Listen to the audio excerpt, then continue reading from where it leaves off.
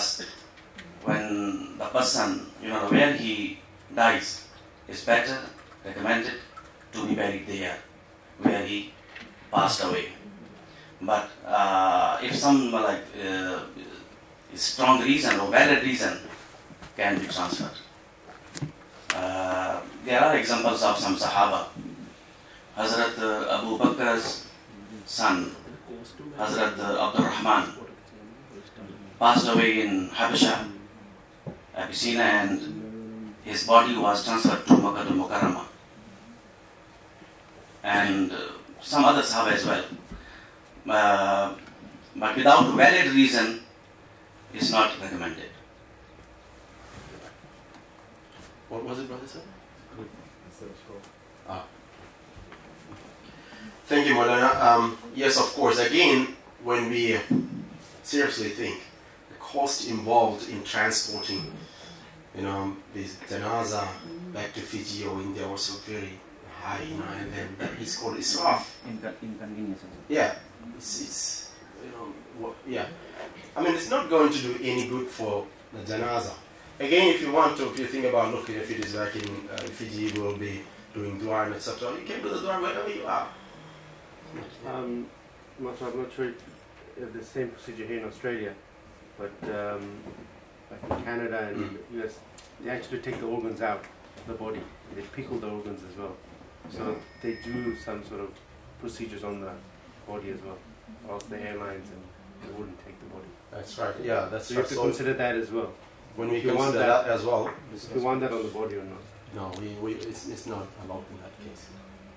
Why should we cause that much? I mean, the Prophet ﷺ said that the Janazah could feel pain and suffering just the way that life person, or even worse sometimes.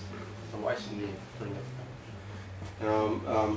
Imam Sharif just reminded me to say that whatever we do to that Janazah, like closing the eyes, tying the jaws and etc. Sorry. It is recommended to say Bismillahi wa ala millati Rasulillah Sallallahu.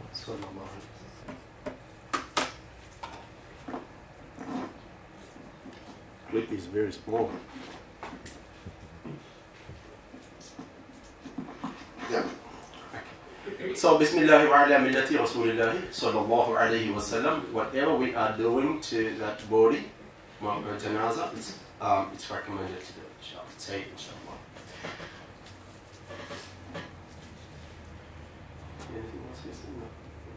Yeah, Imam also was reminding me about removing the clothes that already the person had, Inshallah, we will talk about that later. It is alright if you want to remove that straight away, you can do that. That is what we do. And then we put the sheet on. But I was told that over here, we do that at the time of ghusl. In either case, it's alright. Okay. Now what is this? I mean, so far we did that, all those things which are recommended. None of those what we heard right now is compulsory. Remember that. You can't go and shout at his son, "What boy are you? Attended that seminar for Janazah. How come you didn't tie the jog, the chin and things like? What's going on here?" No, sorry. It's not a time to argue or anything. No, all of them are recommended. All these things what we have learned so far is recommended. Now, the duty, we're coming to the compulsory area. The duty that we all should do. It is the collective duty of Fardu Kifaya to do ghusl, kafan, pray, salah, and dafn. Look at those 4 things. Ghusl, kafan, salah, and dafn. At the minimum required level. If some brothers or sisters did those things at the minimum required level, problem is solved. We have no ground to noise about it. We can't question others, but we can say, it would have been better if you do it this way. But you can't say, or we can't take the janazah now because you didn't use camphor, or you didn't do this. Okay, the minimum required level is to run water all over the body, just like for janaba. No janaba, when we have major impurity, we are supposed to wash or have take ghusl. Now that is to run water. The water should reach each and every part of the body. Just like that, in the janazah ghusl, what is required is that the water runs everywhere. And then to shower with one piece of sheet.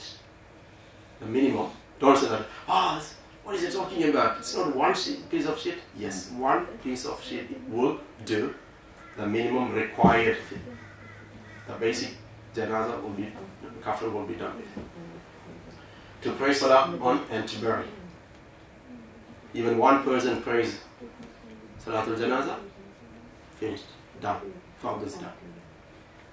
Okay, or just under the ground, did not consider any other rules like reading that, reading this, just went and put under the ground, done.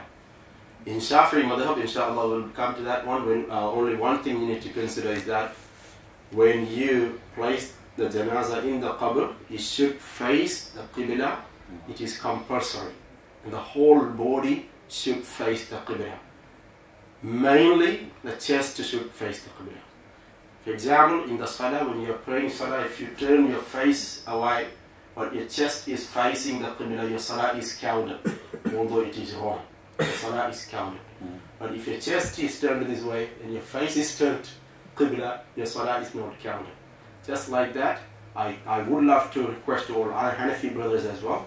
It is an important thing. When we place the janazah, we'll talk about that at the time of the faith. Apart from that, it's better to face the qibla. Apart from that, nothing. So, bury the person, minimum is that. If any of them is not carried out by anyone in the community, then the entire community will be accountable, will be punished. So if someone do it, some people do it, alhamdulillah, we are free from sin. Okay, we are safe. It doesn't mean we all will get reward because someone else did not. If we want to get the reward of doing a fard thing, we should also join. But we will be immune from the punishment, from being questioned, if some brothers in the society, in the community, did all these things. Any Muslim dead except martyr must be washed, showered, salah prayed on, and buried. For martyr, it doesn't apply here. In Australia, we don't have to go for jihad. Okay? This is a yes.